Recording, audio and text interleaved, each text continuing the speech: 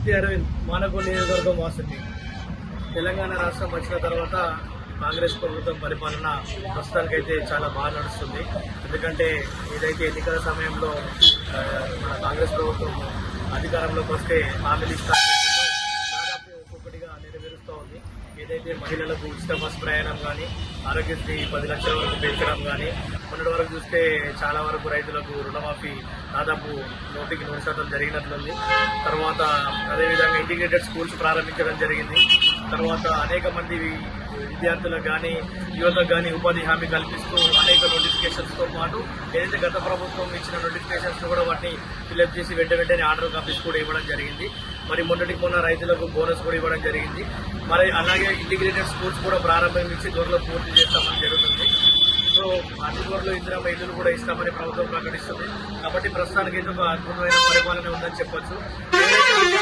వాళ్ళు ఉంటారో వాళ్ళకు కూడా మనం ఏదైనా భరోసా అయితే కాంగ్రెస్ ప్రభుత్వం పైన పెట్టుకోవచ్చు. ఎందుకంటే ప్రతి ఒక్కరూ సమర్థవంతంగా రాణించలేరు, ఎంతో కొంత అవకతవకలు ఉంటాయి. సో వాటిని కూడా సమర్థవంతంగా పరిపాలిస్తారని చెప్పేసి ప్రభుత్వం మేము అనుకుంటున్నాం. మానకొండ నియోజకవర్గం మాది. నా పేరు అవినాష్, రాజునూరు గ్రామం నుండి మాట్లాడుతున్నాను. సంవత్సరం దాటిన ఈ కాంగ్రెస్ ప్రభుత్వం ప్రజాపాలన అనే పేరు మీద పెట్టింది.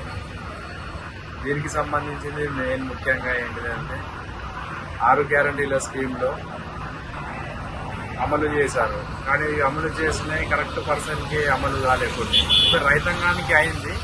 ఎంత పర్సెంట్ కావాలి ఏంటి అనేది కూడా చూసుకొని మిగతా ప్రజలకు, మిగతా రైతులకు కానీ అందరికీ అందాలి. మధ్యలో జనాలు లేకుండా అందజేయాలి. అదే మహాలక్ష్మి పథకం అనేది ఉంది. ఇది ఎంతమంది యూజ్ చేసుకుంటారు, ఎలాంటి వాళ్ళకి యూజ్ అవుతుంది.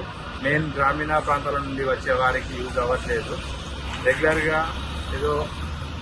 వర్క్ కోసం వస్తుంది. మెయిన్ మనం చేసేది ప్రజాప్రభుత్వం అనేది బీద మధ్యతరగతి వ్యక్తుల కోసం అని ప్రయత్నించారు. కానీ అలాంటిది ఎవరు యూజ్ చేసుకుంటలేరు.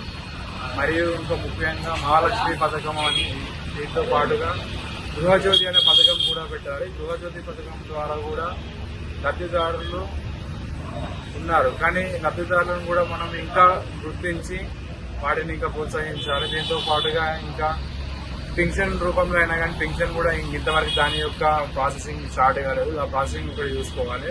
ప్రజెంట్ ఉన్న సిచ్యువేషన్లో ప్రతి పథకం అమలుకి ఓకే, కానీ ఏంటి అంటే లబ్ధిదారులు ఎవరు ఏంటి అనేది చూడాలి. దీని ప్రకారంగా గవర్నమెంట్ తగిన చర్యలు తీసుకోవాలి. ఇప్పటికీ ఉన్న పరిస్థితుల్లో అయితే గవర్నమెంట్ ఓకే, ప్రాసెసింగ్ కూడా బాగానే ఉంది.